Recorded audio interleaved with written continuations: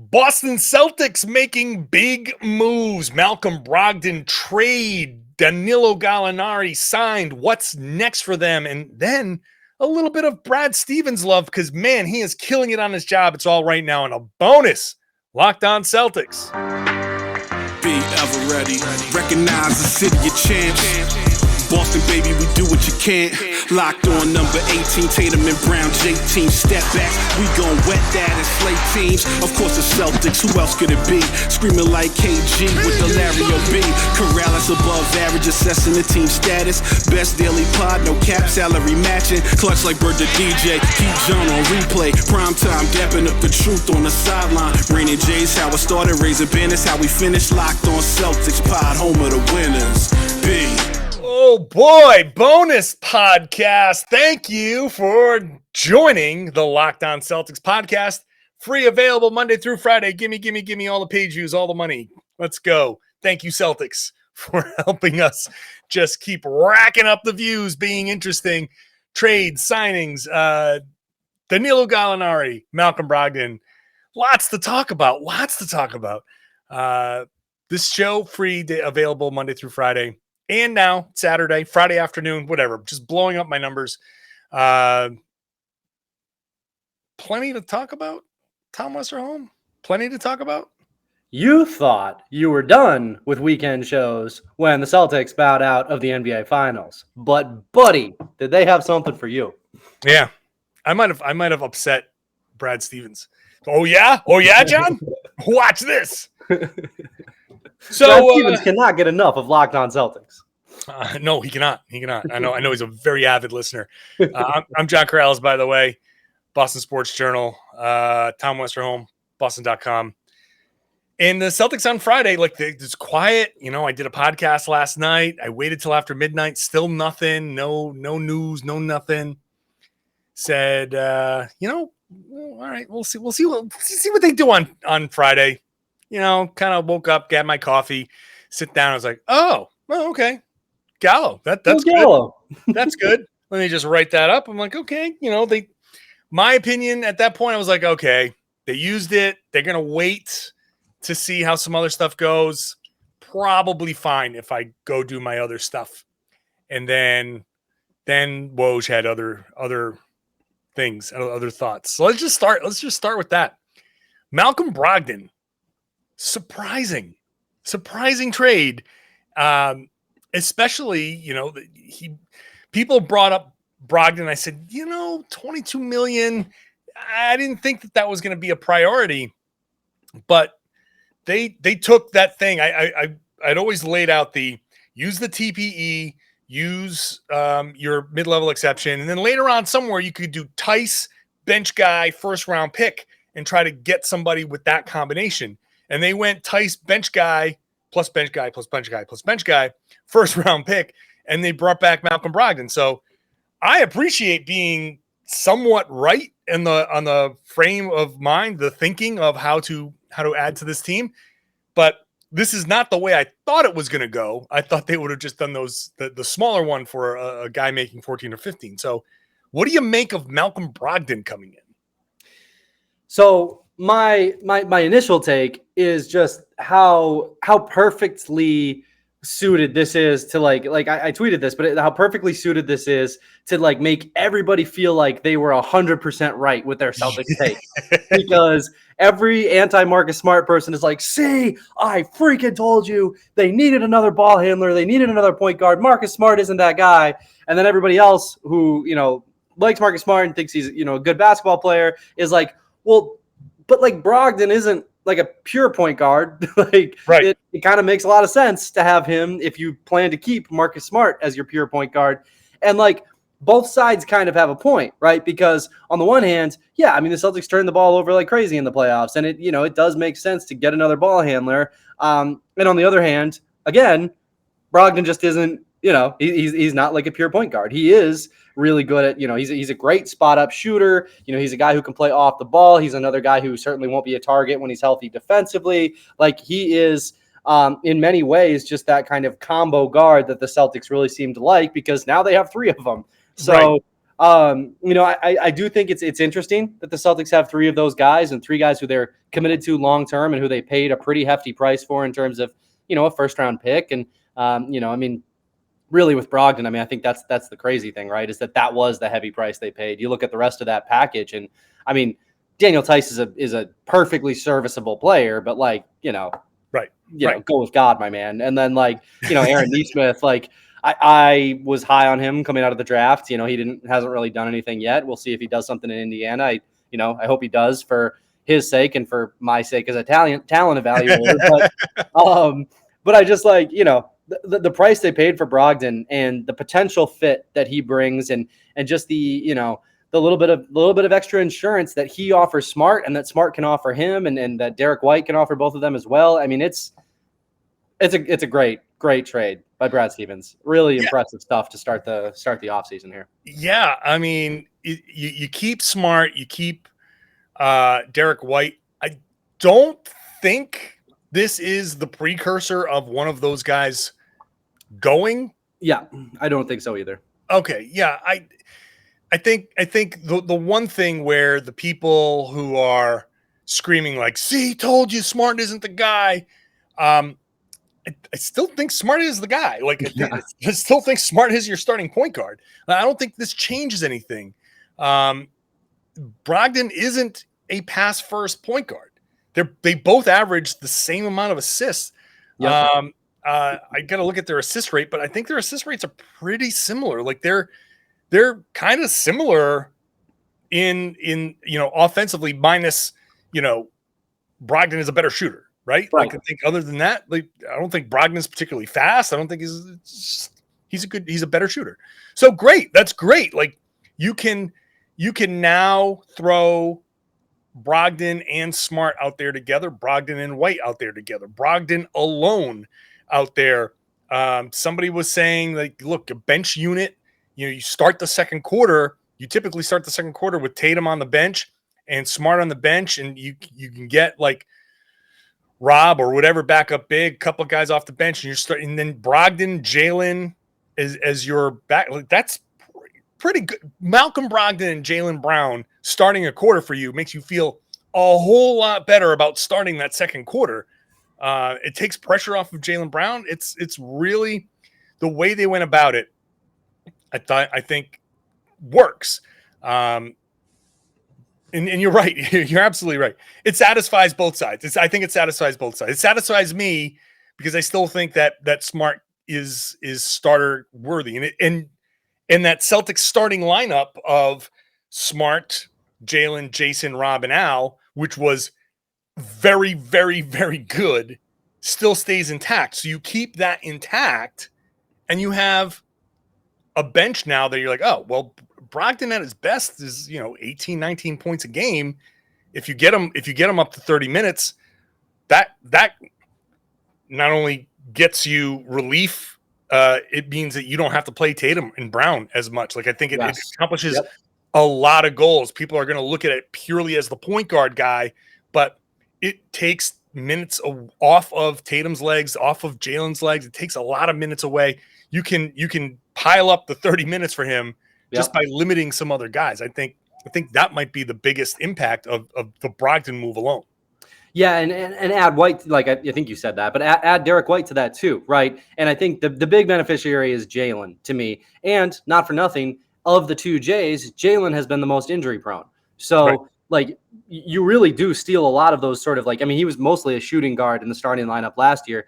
You can take a lot of those minutes away. And I don't know how the Celtics are going to start next year. I actually tweeted that. I think it's kind of interesting to wonder how they're going to go about that when you look at, healthy Malcolm Brogdon is obviously a starter quality player. And, he needs his 30 minutes.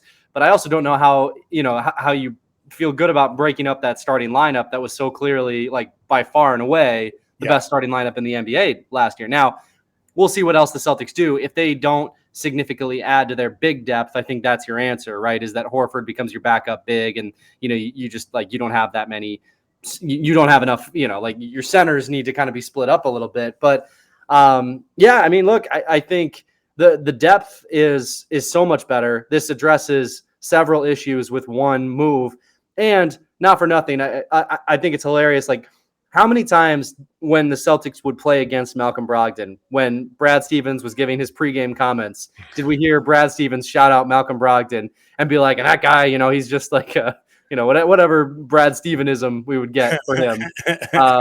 This is probably should have been a little bit more predictable, but realistically, it is like a move that, I think addresses a lot of sort of the question marks and the holes in the roster that you and I talked about kind of before the draft. This checks many, many of those boxes, I think. Yeah. He said he wanted playmaking. He said he wanted bench scoring. Yep. The big thing is making sure that he's cool with coming off the bench. Mm-hmm. And I think everybody should be on board. Like, I think coming into a potential championship situation, you've got a team that went to the finals.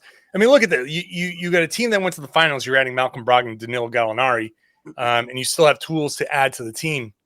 That's pretty good. And I think you go to Malcolm and you say, look, you're going to start some because Marcus will be hurt. You're going to not play some because you're going to be hurt. Like, there's going to be a little bit of both here. And you might say, I feel better about slotting Brogdon in as the spot starter when Jaylen misses a week, Tatum misses a few games. I'd rather instead of bringing Derek White in to start, I feel better about slotting Brogdon in and saying, Brogdon can start off the ball. You very easily can play off the ball, and you might go a little smaller, but look, he's 6'5", Jaylen's like 6'6", so it's like, It's not that much of it. You're not really losing much. So in that role, a backup role, keeping that starting unit intact, I like it. Let's take a second here. To talk to you about Arcade 1UP. I've been talking about NBA Jam. NBA Jam is back. Arcade 1UP is the leader in home retro arcade games. It's bringing back NBA Jam and your opportunity for the bigger and better than ever Shaq Edition machine. You can pop that wherever you want to play, in an office, a man cave, a kid's room. Who doesn't love NBA Jam? To have one of these 3/4 scale size machines in your home is going to be awesome. And you know how NBA Jam goes: no fouls, no free throws, and now no quarters required. You can compete with friends and family through all new Wi-Fi leaderboards, making you more connected than ever. Pre-order now from arcade1up.com. That's arcade1up.com for an estimated early September ship date. Arcade 1UP is the place for fun. They've got more classics like Golden Tee, Mortal Kombat, and others starting at just $399. They're giving away the NBA Shaq edition to a Locked On Celtics listener, so enter for your chance to win a game console. That's arcade1up.com/lockedon, arcade1up.com/lockedon. You've got until July 8th to enter to win NBA Jam Shaq edition. Don't miss out. Enter today. Who are you going to play with? All right, so Malcolm Brogdon, part of the team. Danilo Gallinari, part of the team. We talked about him a little bit before, but now it's official. So the Celtics have their starting five, a bench of Derek White, Grant Williams coming back, Gallinari, and Malcolm Brogdon. It's a pretty good group. That's a pretty solid bench. That might be one of the better benches now with those additions. Haven't even talked about Peyton Pritchard, but I like the mix. Or Sam Hauser. He will be coming back, but I like the mix. I think Gallo can give Al Horford some time to rest. This is the important part. Like, you can go small, you can play 5 out, you can go big, you can put Gallo as a big 3 if you want. Yeah. You can play multiple different styles. Whatever works is you have options. Even though Gallinari is not exactly the best defender out there, but I don't think they took huge defensive hits with these additions. No, I don't think so either. I think that's the big benefit of having such a versatile, team defensively, right? Like if there's a team that's able to hide Gallo and any of the other guys, it's like the Celtics have plenty of personnel in that regard. So yeah, no, I think adding Gallinari makes a lot of sense. I think I almost, you look at this team right now and it does kind of like, are you 100% that Gallo at this age is gonna keep like being able to shoot the ball? And if not, do you want to go like maybe take it like the TPE is still there? Yeah, no, you could theoretically go try to pick up one more shooter. I don't know if we're gonna get to that or not, but I do think that like Gallo's like Stevens is pretty clearly angling toward guys who he knows can play, right? I think Brad had enough of enough of the young guys, enough of the let's take a flyer on this guy. Brad's not taking any more flyers. Brad is done with this flyer crap, and he's ready for guys who have proven that they can shoot and have proven that they can impact winning at this level. So yeah, I think like from that perspective, Gallo makes a lot of sense. Brad has seen him torch the Celtics. He has torched a lot of teams from three over the years. So yeah, I think it's a pretty good signing. I mean, he shot 10 of 12 from three a couple seasons ago against the Celtics. So that is still one of the funniest. Like just that whole season was such a dumpster fire, and game was hysterical. Just watching Danilo Gallinari demolish the Celtics. Oh my God, a wild scene. That was that was kind of nuts. I think, I mean, obviously, some of the things as we hear small children start to show up behind Tom Westerholm.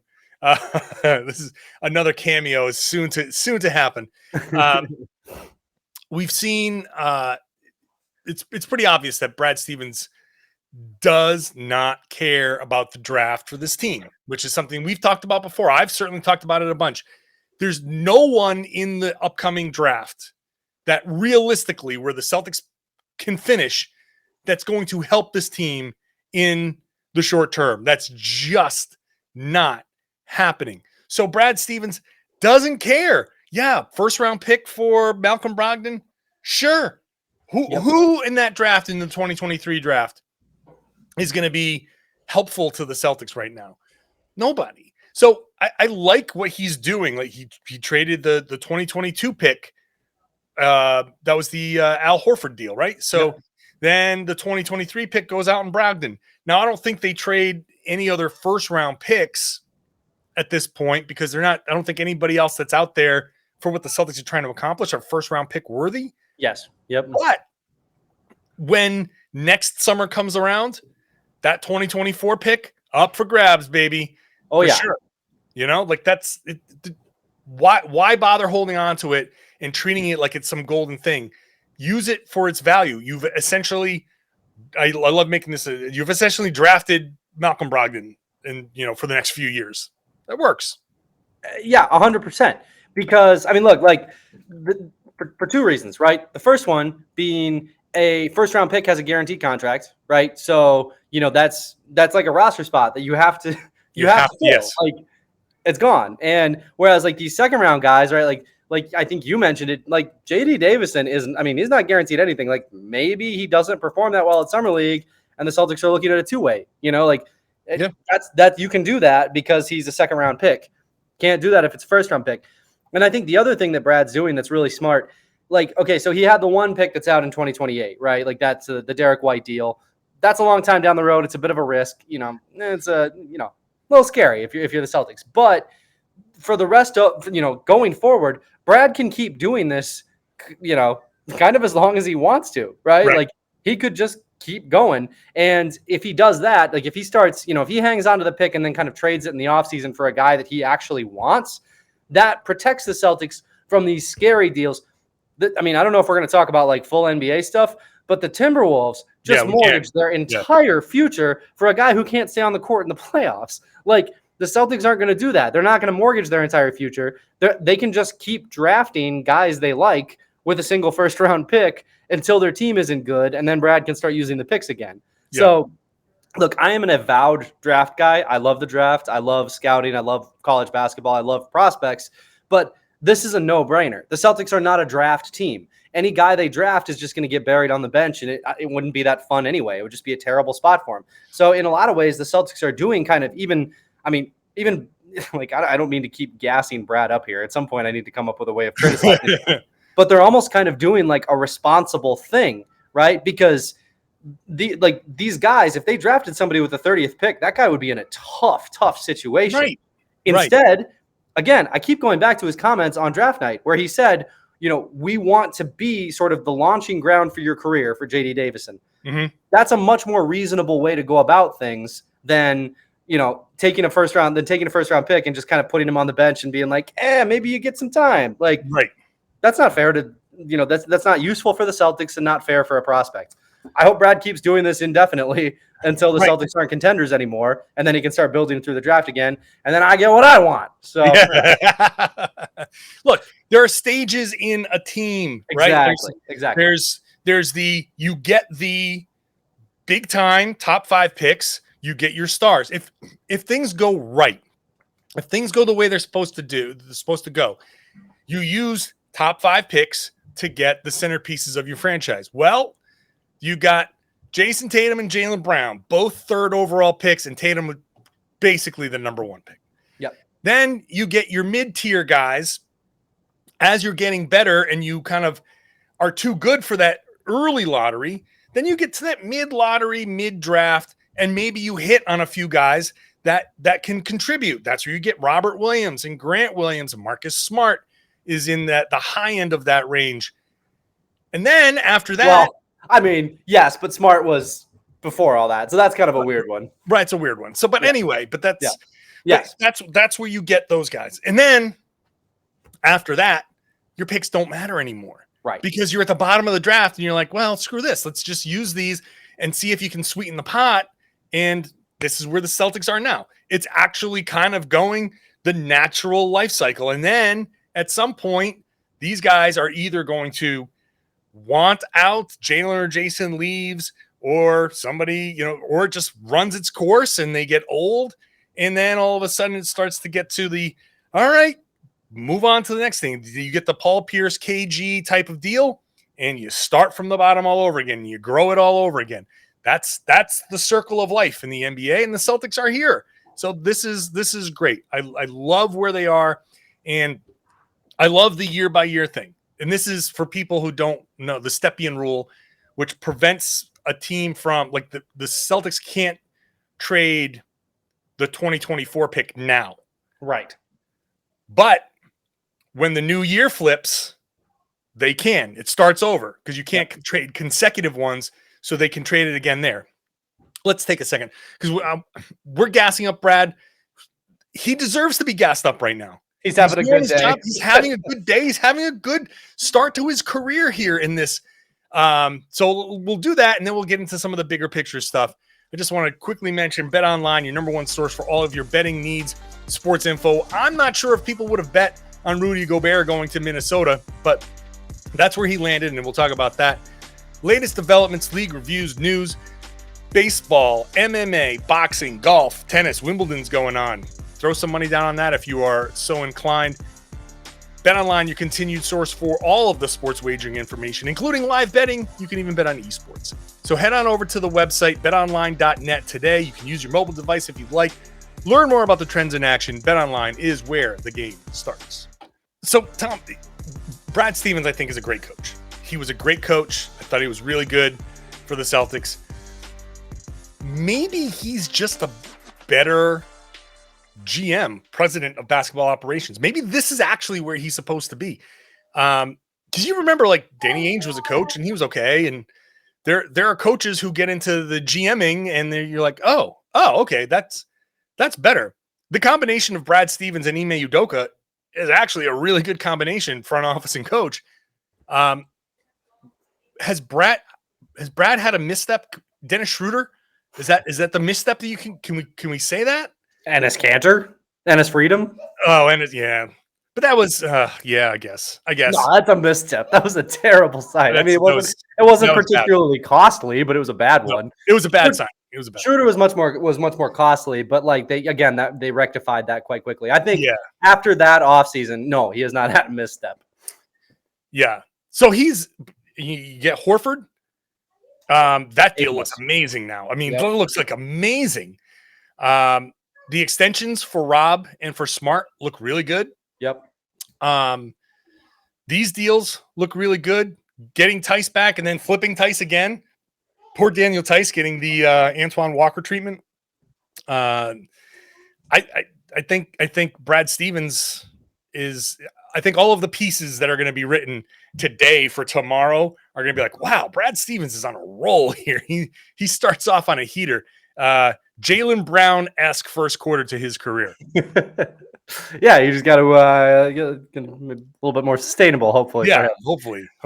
I think one of the things, like a president of basketball operations, right? Like the thing that we know that Brad is really good at is preparation. He just prepares. Watch, he always watched all the film, did all that stuff. And for a president of basketball operations, I just think that's so important, right? Like and you have a good sense of who guys are and how they fit on your team and all that stuff. And Brad was always so good at that stuff. And I think that fits, as a coach, that does a lot, right? But there's a lot of other things going to coaching too. And Brad was good at a lot of them, but he wasn't as good as Ime at some of them, right? I think we saw that this year. I think we've seen that with some of the buy-in that Ime's gotten with his players. And not that Brad didn't have buy-in, but I don't think he had it to this level, right? And as my nephew swings a pool stick right behind me, I might. Is that what that was? Oh yeah. Are you gonna get cracked over the head? I might get concussed here. Yeah. This is something and not only have to watch for on the YouTube. audience, not only a pool cue, but like it was the bridge. Oh, that would have been bad. That would have hurt, dog. That would have hurt. And those toddlers, they have weird strength. Yeah. Yep. So as I duck and cover, I'll finish my point by saying Brad Stevens prepares very well, which I think really bodes well for his continued success as president of basketball operations. Yeah. People are going to get really confused when you're holding up a pool bridge in the thumbnail of this podcast. What? Why does he have brass knuckles? What is going on this pod? Is that? Oh, okay. Whatever. All right. So what does Brad do next? I honestly, at this point, I don't think they use the TPE now. It expires July 18th. I don't know. Let me rephrase that. I don't think they use it the way I thought they were going to use it before. I thought they were going to try to use the whole thing, but with this player trade, player for player trade, they might use some of it. They can still use as much as they need for a backup big. They've lost their third big. So I think they scan the market for a big that they can acquire for a fake second rounder. But I think that's it. Either veteran minimum deals, which if you do a veteran minimum deal, then you can add a guy without increasing your tax. If you decide that you have to use your MLE, then you have to pay the tax on that. Which, by the way, the Celtics, as of right now, seem to be about $17 million over the tax line. That's a $35,250,000 tax bill, approximately, depending on what the final number is. They don't calculate the tax to the end of the year, so there's time to change that. But as of right now, the tax bill will be about $35 million. Do people care? Do you, the listener, care? No, because you're saying, good, pay the tax. That's what you do when you pay a champion. You build a champion. But just be mindful that they are now in the next, they're in the top tax tier. And I want to explain the tax tiers real quick. It's not a dollar for dollar tax.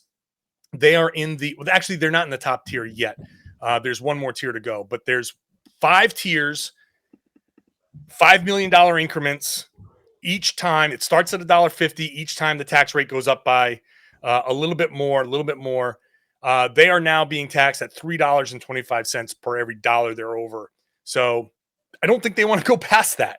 You add $1 million salary, you gotta pay 3.25 in tax on that every million that salary goes up. So if they add $2 million in salary, let's say on just trading for a guy, well, now you're paying $6.5 million. So that's an $8.5 million player. That changes, I think, the type of guy they'll go for. So I don't know that that using the TPE to get a big is going to be exactly the way they go. They might go with the minimum, which is calculated differently. Also, Tom, was my math right there? I think so. I'm looking at the tax tiers. I think the only thing is math in my head. It's always scary. It's tough. I think the only thing that you might get tripped up on is that if guys get a certain amount, it's like for every additional 5 million above, beyond 20 million, the rate goes up even more. It's like so like if the Celtics got into that range, at that point you're talking about even more money.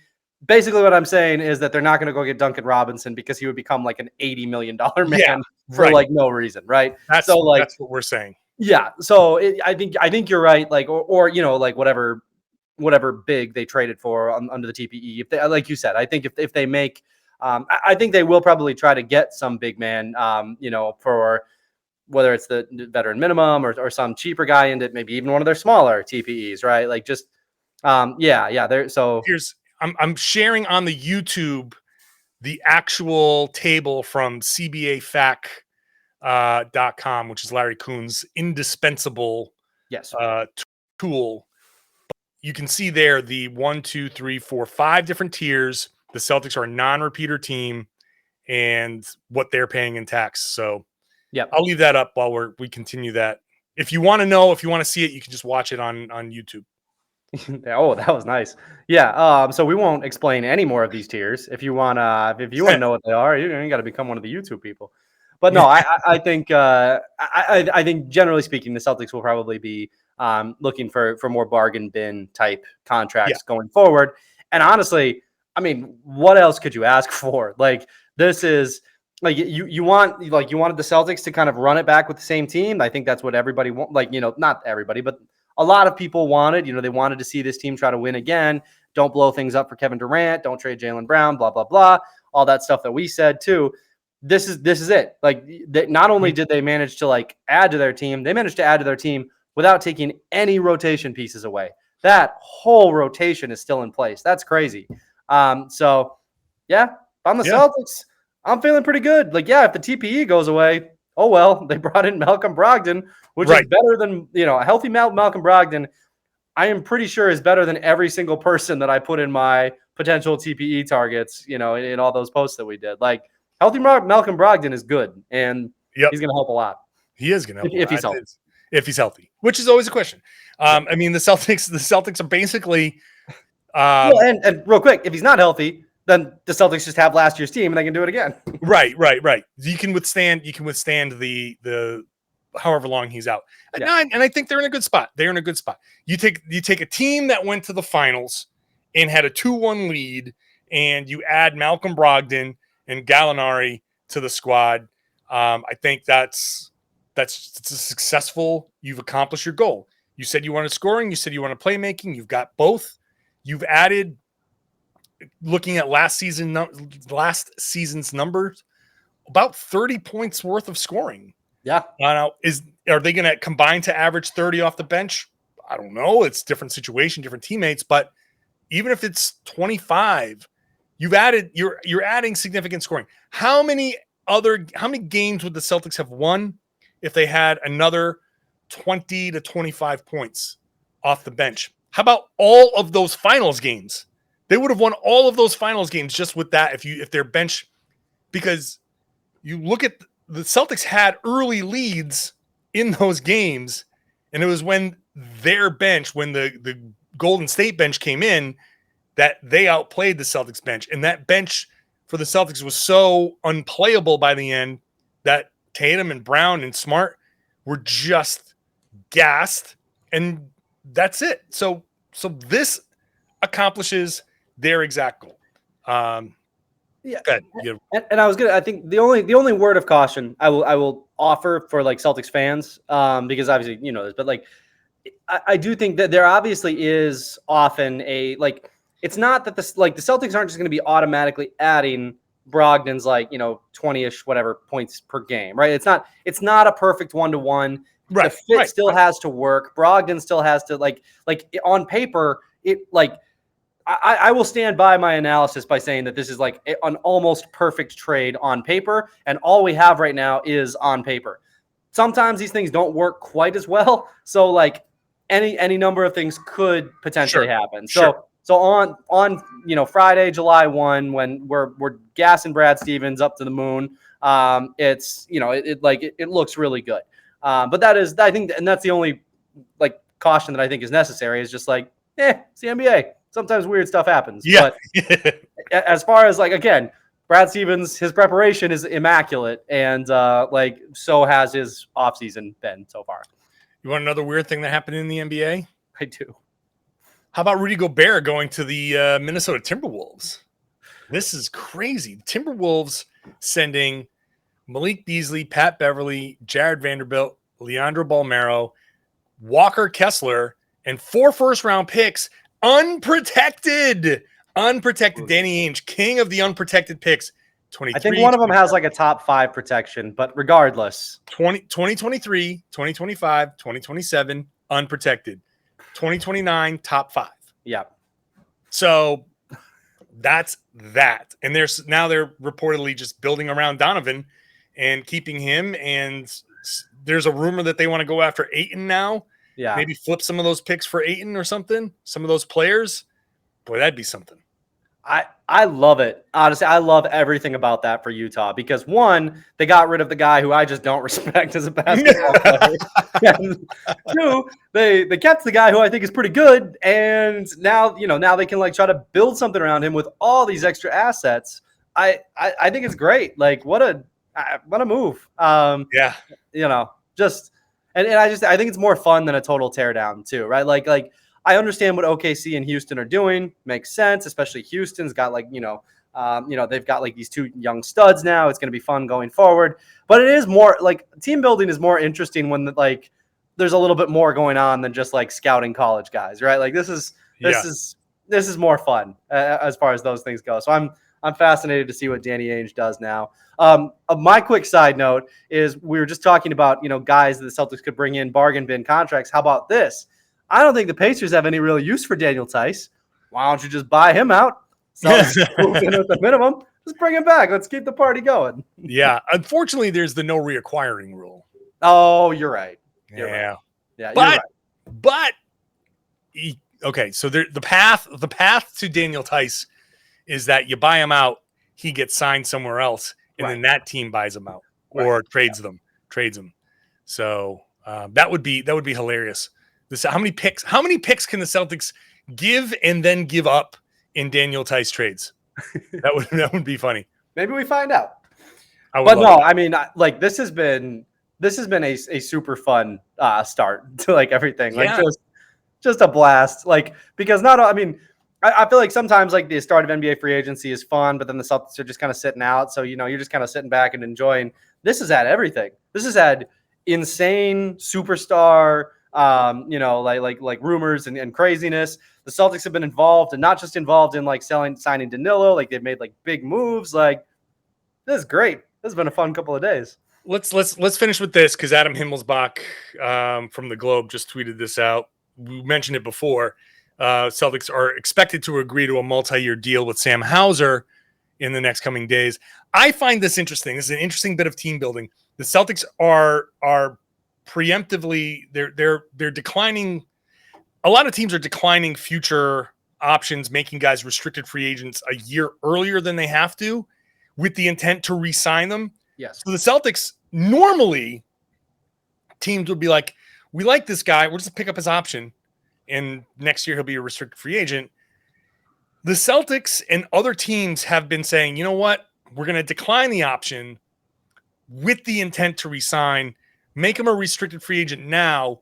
I think they're doing it because they feel good about where this kid could be, and they're trying to lock him up cheap because he's not sure where he's going to be. Yep. So he's going to take the guaranteed money.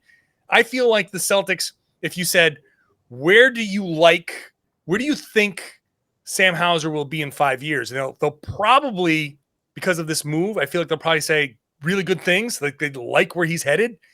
And they don't want to pay the premium next season. They want to be like, hey, you're kind of iffy. You didn't play. Let's just lock you up long term. We'll give you a guaranteed, I don't know, what's it going to be, 3 years, 10 million or something like that. They'll give him some guaranteed money or whatever the number ends up being. And he'll be like, yeah, give me $10 million. I'll take that. Yep. And in the meantime, by year 2, we'd be like, oh yeah, he's worth a lot more than 10 million. I feel like that's where the Celtics heads are at. The labor advocate in me thinks this is nasty business. The basketball analyst in me is like, whoo, yeah, Smart. that makes a lot of sense. I, as a former head of multiple union shops, I understand where you're coming from on this.